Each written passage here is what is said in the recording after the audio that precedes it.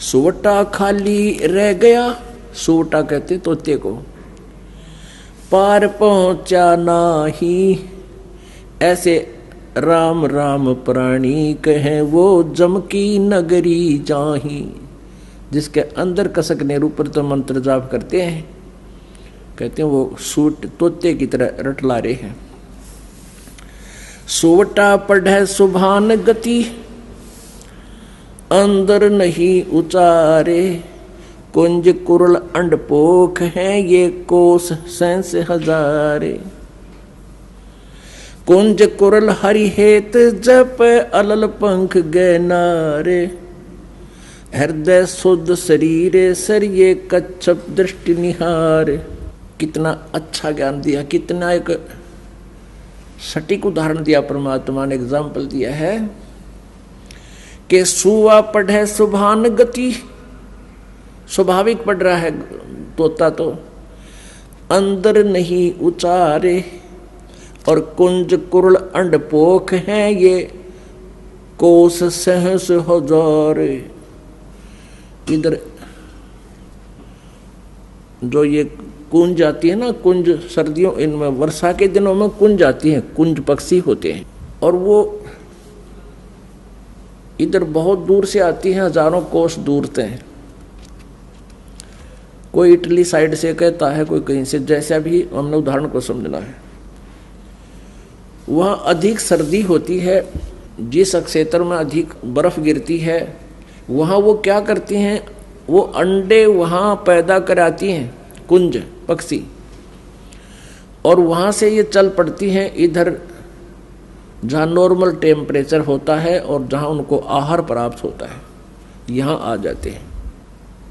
तो वो क्या करते हैं, आप हमने देखा वो, क्योंकि विशेषकर ये धान धुन होते थे पहले, उन धानों को खाने के लिए कुंज ज़्यादा पहुँच जाती थी।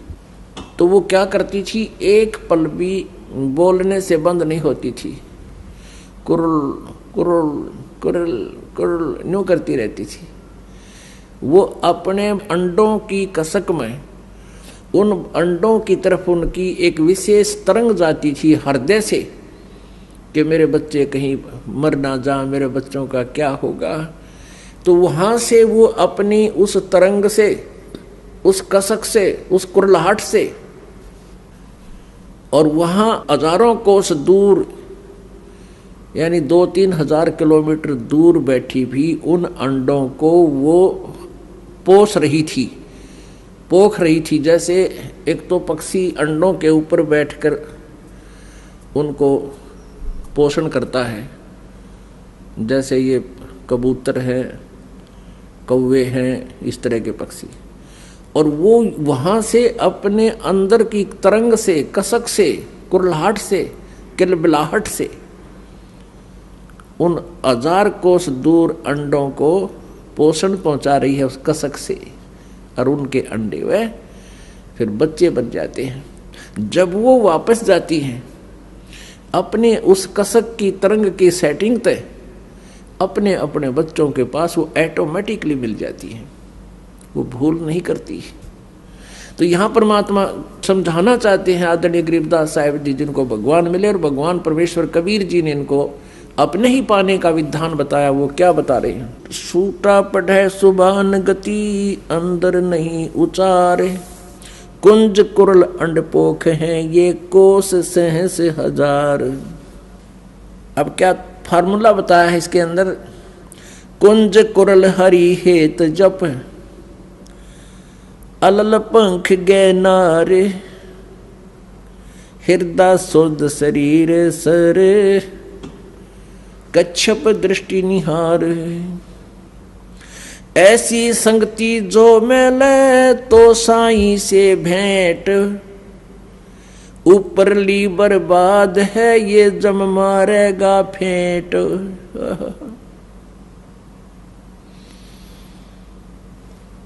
ऐसे यदि आप परमात्मा को याद करते हो तो आपकी सफल होगी,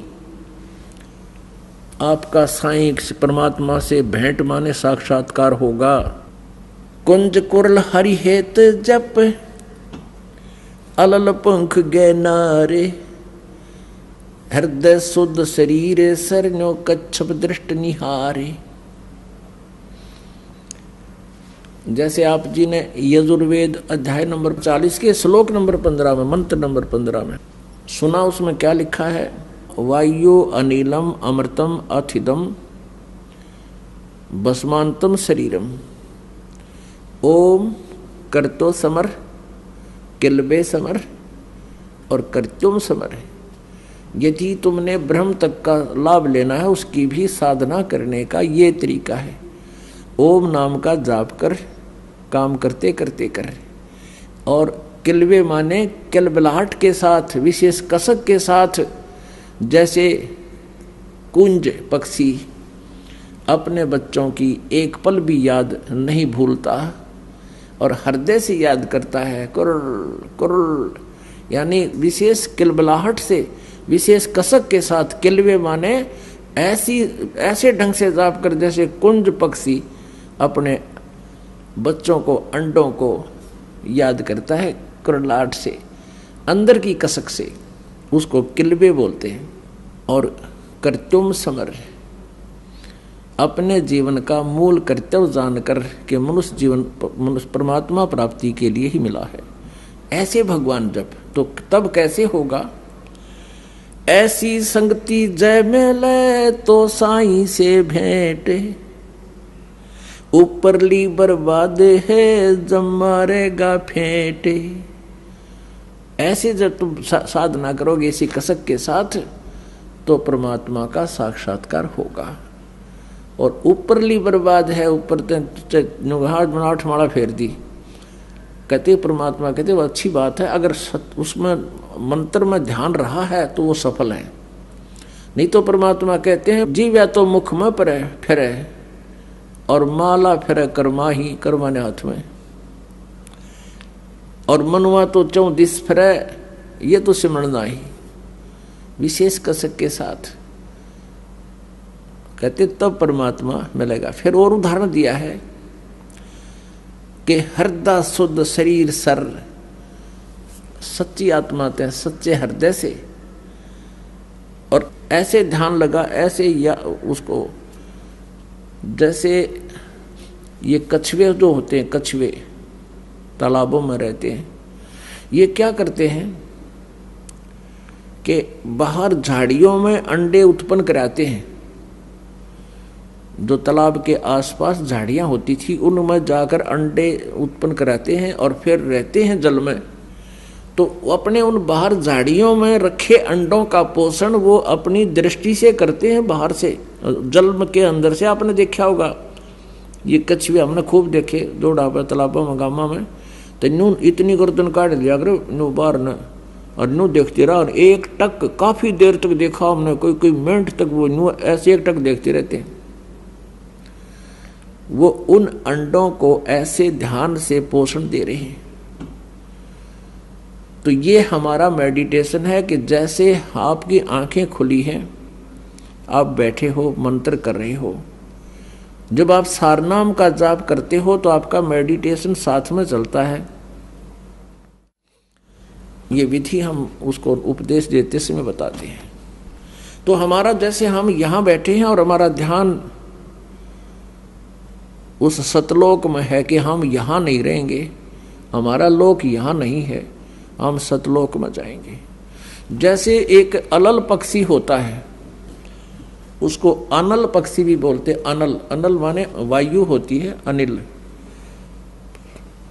और वायु में विचरने वाला वो पक्षी होता है।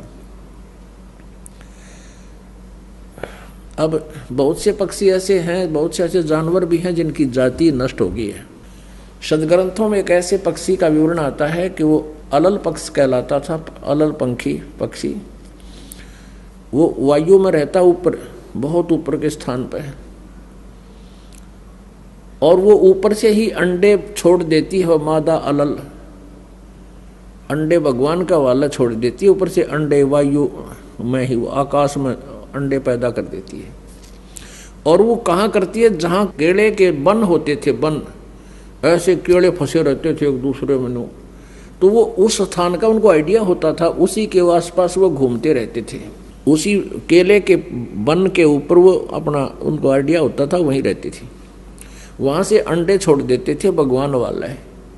और वो अंडा अच्छा भारी होता था, ना इतना बड़ा 4-5 किलो का, और ऊपर से आता गड़गड़ करता हुआ, और आते ही वो केलों के वृक्षों पर गिरता हुआ उनके पेड़ों को तोड़ता तोड़ता फिर जमीन पर जाकर गिर कर गद से फूट जाता। अब वायु की घर्षण से, गर्मी से वो पक लेता, उसमें बच्चा बन जाता, और एकदम जब सीधा आकर धरती पर गिर जाए तो बच्चा भी मर जावे। वो केलों के पत्तों पर, ऐसे उलझे हुए पत्तों पर गिरता, जोर से उनको तोड़ता हुआ, यानी उसकी गति कम हो जाती, स्पीड कम हो जाती, और फिर गिरते ही फूट जाता। फिर वो पक्षी, छोटा बच्चा, वहाँ के अन्य पक्षियों में रहता है, उनके साथ मित्रता रखता है और खाता पीता भी है। लेकिन उसके हृदय से इस बात की भूल नहीं गिरती, ये भूल नहीं पड़ती कि मेरा ये ठिकाना नहीं है। उसको हरदम याद रहता है कि ये मेरा स्थान नहीं है, ये मेरा परिवार नहीं है, मेरा परिवार ऊपर है। परमात्मा की दी हुई इसमें एक ऐसा गुण होता है, तो वो पल पल उस माता पिता के लोक में जाने का वो प्रयत्न करता है, उड़ना सीखता है। जब वो खूब उड़ना सीख लेता है तो उसका वहाँ के मित्रों में कोई मेल नहीं रहता, वहाँ के पक्षियों में उसका कोई लिंक नहीं रहता, लेकिन जब तक रहता तब तक उनसे खूब प्यार से रहता है। तो चलते समय वो क्या करता है, जब खूब उड़कर देख लेता ऊपर तक, तो इतना भारी पक्षी बताया है कि चलते समय वो 5 हाथियों को उठा ले जाता था अपने पंजों में फंसा के। अपनी आत्मा देख, हमने इस बात पे नहीं जाना है कि ऐसा कैसे था और कैसे था, ये तो हमारी जो सोच है वह जीव वाली है, और हमने सिर्फ ज्ञान से लिंक रखना है। कहने का भाव ये है कि हम यहाँ आकर गिर गए, ये हमारा लोक नहीं है। अब परमात्मा को पाने के लिए हमने उस अलल पक्षी के अंडे बच्चे की तरह यह सुरती हटानी नहीं चाहिए कि मेरा परिवार वहाँ है, यहाँ नहीं है। जब तक हमारा संसार में संपर्क है, सबसे प्यार से रहें, और जब हम भक्ति करके दृढ़ हो जाएंगे, खूब भक्ति कमाई हमारी हो जाएगी, तब हम अपने ऑटोमेटिकली सीधे इस भक्ति को लेकर अपने सतलोक चले जाएंगे। अब इसको कहा है कुंज कुरल हरि हेत जप, अलल पंख गए नारे। अलल पंख, अब इसमें एक पंक्ति में परमात्मा की अमरवाणी में 3 एग्जाम्पल दे दिए हैं। कुंज कुरल हरि हेत जप, कुंज जैसे कुरलाहट से, कलबलाहट से, किलवे समर, हरि हेत जप, परमात्मा को प्यार से, ऐसे कसक से जप। और अलल पंख गए नारे, उस अलल पक्ष की तरह डगमग ना हो, पहाड़ की तरह अडिग इरादा रहे, वो अपने माता पिता के पास जाने का, सतलोक में जाने का। हृदय सोद शरीर सर, कच्छप दृष्ट निहार। इस हृदय रूपी, शरीर रूपी सरोवर में शुद्ध हृदय से और कच्छप दृष्टि निहार, जैसे कछुआ देखता रहता है, एक टक भी उसे दृष्टि नहीं हटाता, ऐसे ही आप जी का जो सूक्ष्म मेडिटेशन ध्यान है, हमारा सूक्ष्म ध्यान कैसा है? जो पति भरता पति से राती, आन पुरुष नहीं भावे, बस पी हर मैं सुरत प्रीतम में, ऐसे ध्यान लगावे।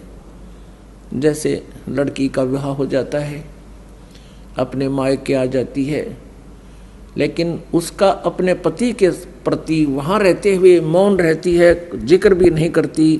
तो ऐसा हमारा ध्यान है जैसे लड़की अपने माता पिता के यहाँ रहते हुए भी अपने पति का ध्यान उससे हटता नहीं। तो ऐसे ही कहते हैं जैसे कच्छप दृष्टि निहार, हम यहाँ रहते हुए भी सतलोक जाएंगे, हमारी वो कच्छप यानी कछुए जैसी नजर दृष्टि व सूक्ष्म दृष्टि सतलोक में जाने वाली ऐसे निरंतर बनी रहे, तो तब हम परमात्मा पाएंगे। ऐसी संगति जो मिले तो साईं से भेंट, यदि ऐसा कोई संत मिले, ऐसी संगत वाला संत मिले, ये मार्गदर्शन करने वाला मिले, तो भगवान प्राप्ति होगी, परमात्मा का साक्षात्कार होगा।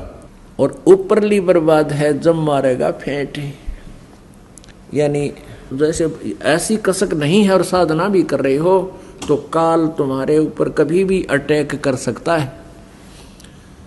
जैसे सूरज के आगे बदरा ऐसे कर्म छयारे, प्रेम की पवन कर चुत मंजन जलक तेज नयारे। अपने आत्मा ज्ञान से और इस भक्ति के साधना से, सत साधना से आपके हृदय में एक विनम्रता आवेगी, एक विशेष प्रेम जागेगा भगवान का। और वो उस प्रेम की दशा बहुत अजीबोगरीब होती है। परमात्मा कहते हैं प्रेम छुपाया ना छुपे, जागट प्रगट हो, मुक्त चाहे बोले नहीं पर नैन देते हैं रो।